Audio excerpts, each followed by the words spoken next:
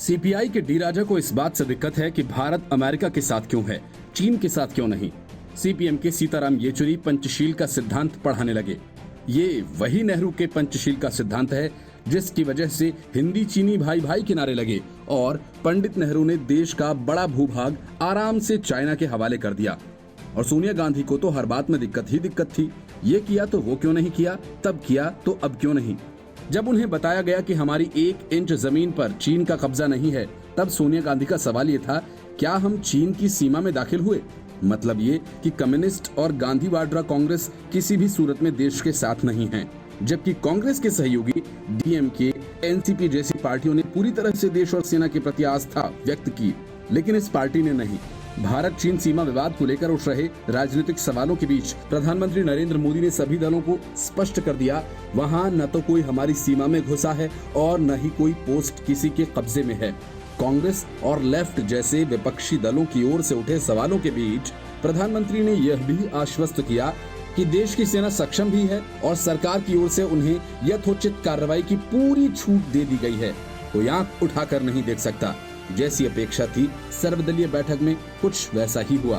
कांग्रेस अध्यक्षा सोनिया गांधी की ओर से सवालों की झड़ी लगी। साथ ही सरकार पर यह आरोप भी लगाया गया कि सर्वदलीय बैठक बुलाने में देर की गई। सेना पर पूरा भरोसा जताते हुए सरकार के साथ खड़ी होने की ये शर्त भी रखी गई कि विपक्ष को हर बात की पूरी जानकारी दी जाए। इस रुख के बाद माना जा सकता है कि जिस तरह पिछले दिनों में कांग्रेस की ओर से सवाल उठते रहे हैं, वो बरकरार रह सकता है। पश्चिम बंगाल के मुख्यमंत्री ने कहा कि संकट की इस घड़ी में हम सरकार के साथ हैं, हम जीतेंगे। बसपा नेता मायावती ने प्रधानमंत्री के निर्णय के साथ खड़े होने की बात की। द्रमुक नेता एमके स्टालिन ने हाल ही में प्रधानमंत्री द्वारा दिए गए बयान का स्वागत किया।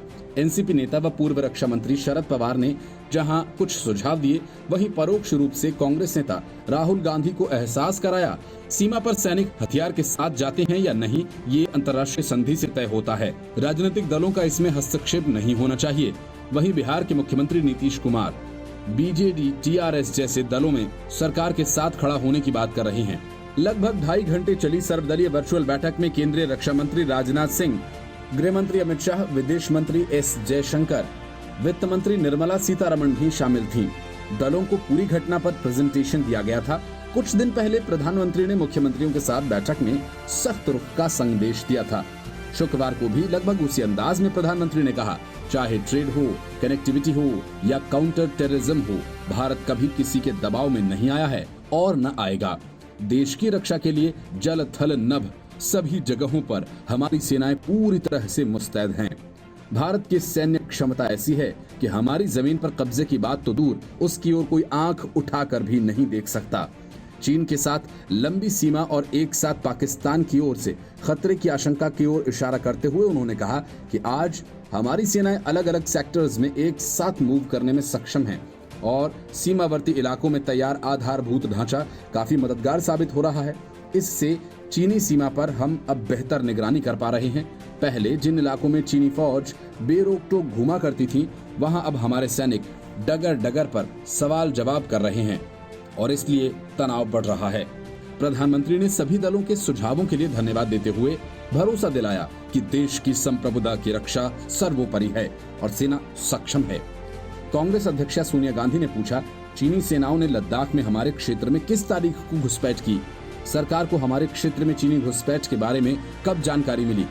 खबरों की माने तो घुसपैठ 5 मई को हुई। क्या ये सही है या फिर घुसपैठ उसके बाद हुई? क्या सरकार को नियमित रूप से हमारे देश की सीमाओं के सैटेलाइट इमेजेस नहीं मिलती हैं? क्या हमारी खुफिया एजेंसीज ने लाइन ऑफ एक्चुअल कंट्रोल पर घुसपैठ की जानकारी नहीं दी? क्या सेना की इंटेलिजेंस ने सरकार को एलएसी पर चीनी कब्जे और भारतीय क्षेत्र में चीनी सेना की मौजूदगी के बारे में सचेत नहीं किया?